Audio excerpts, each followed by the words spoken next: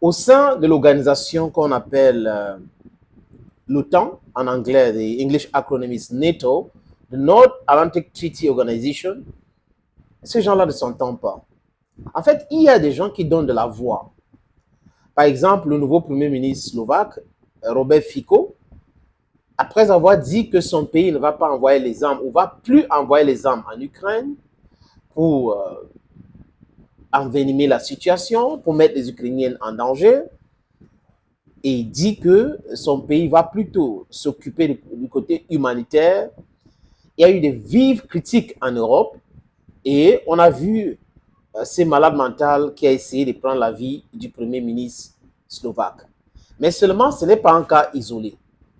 Ce sont des néo-nazis en Europe qui se nourrissent de la souffrance du peuple ukrainien parce que cette guerre est inutile. Toutes les guerres sont inutiles si les êtres humains peuvent se parler, dialoguer, communiquer.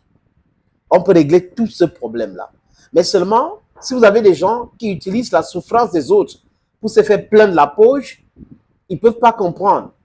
Mais les gens raisonnables dans le monde devaient les rappeler à l'ordre.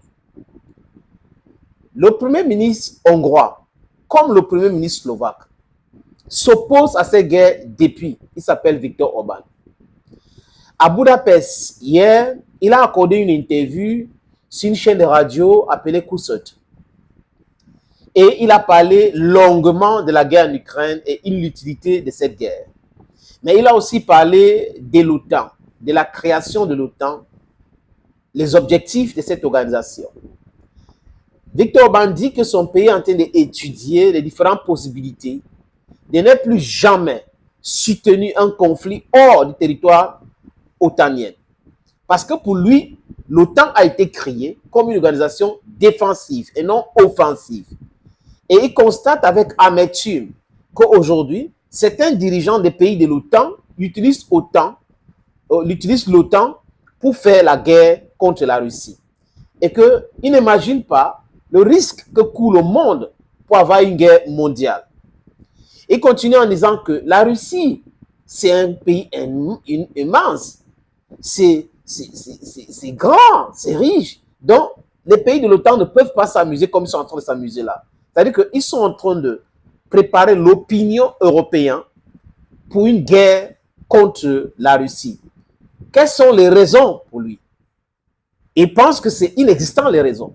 Si ils ont créé l'OTAN pour défendre les territoires européens ou otaniens, et que l'OTAN est en train d'aller à l'Ukraine pour soutenir les Ukrainiens jusqu'à vouloir faire la guerre avec la Russie, ça suppose que ils se sont éloignés du but de la création de cette organisation.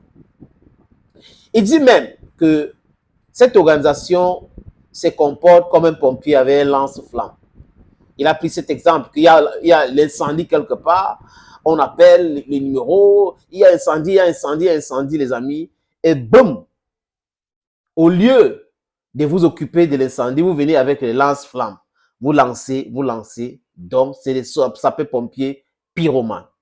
Le peuple d'Afrique, les amis, ils connaissent bien la dangerosité de cette organisation qu'on appelle l'OTAN. L'OTAN est venu nous attaquer alors qu'on n'avait jamais attaqué l'OTAN. Donc, ceux qui disent que l'OTAN, c'est une organisation défensive, ce sont des menteurs. Joe Biden, c'est pas quelqu'un qui adore la vérité.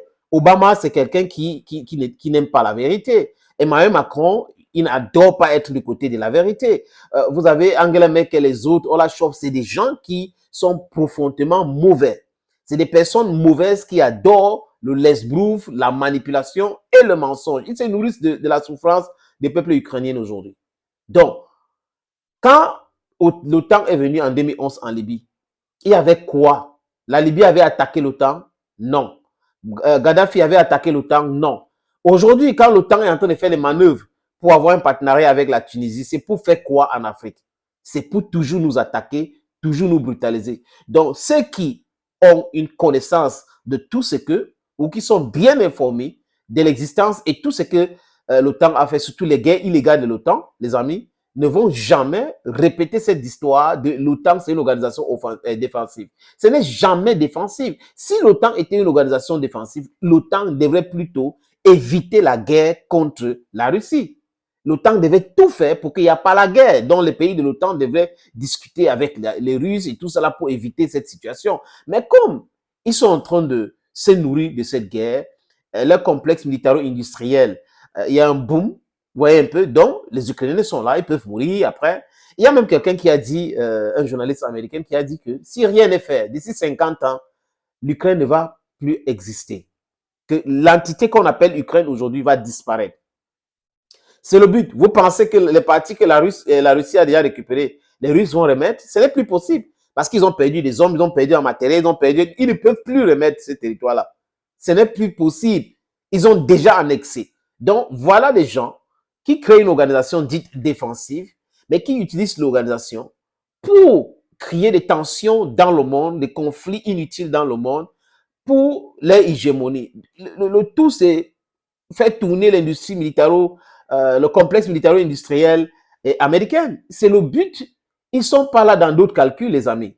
Les Ukrainiens peuvent mourir, ce n'est pas leur dada, ils s'en foutent. Vous pensez que ça les intéresse, les Ukrainiens? Ça ne les intéresse pas. Ce qui les intéresse, c'est de l'argent. Comment faire pour gagner de l'argent encore et encore et encore? Et pendant ce temps, le peuple ukrainien est en train de souffrir. It's horrible. But Viktor Orban has it all right because they are just like firefighters. If they are calling the firefighters to come and extinguish a flame, and then you're coming with fuel, you bring in fuel to extinguish the flame with fuel, it means you are instead pouring more flame, you want more flames, so you're spoiling the situation. You're pouring fuel in flames, and then you say you want to extinguish the flame. You cannot be serious that way. That is the latest declaration of the Prime Minister of Hungary, Viktor Orban. Thank you, friends, for always watching vids on this platform. Stay glued, share, like, comment if you have time. Bye-bye.